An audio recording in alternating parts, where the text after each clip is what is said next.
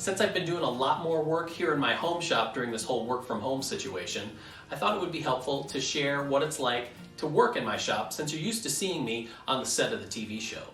Now, I built this workbench a few years ago, and in light of the videos that Chris Schwartz did over at the Lost Art Press blog, where he talked about the various benches that they use, I thought I'd give you a run through of the bench that I made a few years ago, how I've modified it over the years and adapted it to the way that I do work. What I'd like to hear is more about the workbenches that you have. What do you like about them? What don't you like about them? Then we can talk about them and continue the conversation. Well, here's my bench. I built this workbench in 2008. The top measures 65 inches long, it's 34 inches wide, and stands 33 inches high. It's made mostly from MDF, wrapped in old Douglas fir boards that I found in the attic of my first home. It had some really great grain on it. The top incorporates different thicknesses. The front 14 inches or so is full thickness. The back section is only 3/4 of an inch thick, except where it lines up with the face vise. Now, when I was making the bench, I was using a Festool MFT in the shop at Woodsmith, and I liked how those clamps worked with it. So I wanted to use those same clamps in my home bench.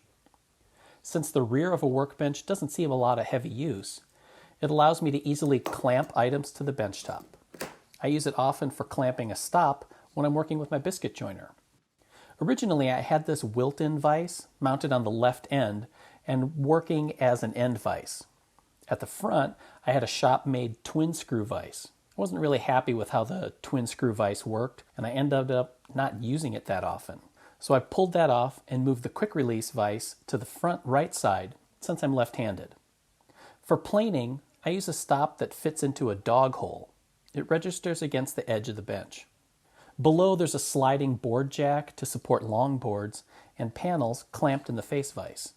Several years ago, I made the raised vise on the end of the bench from a plan from Shop Notes magazine. I use it so often, I drilled a mounting hole down at that end, and it pretty much lives there all the time.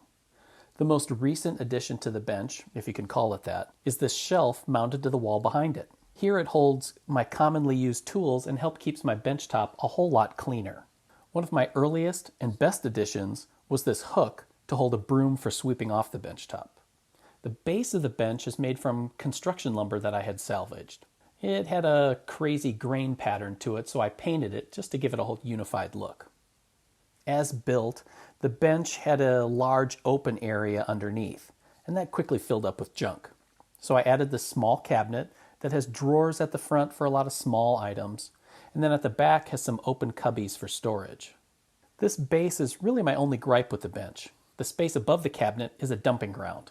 I guess that's more my problem than the bench's. And it also collects a lot of shavings and chips while I'm working. Same thing happens below the bench base. Ideally, I'd remake the base to be fully enclosed for added storage and cleanliness. For now, though, I guess I'll just have to sweep up more often.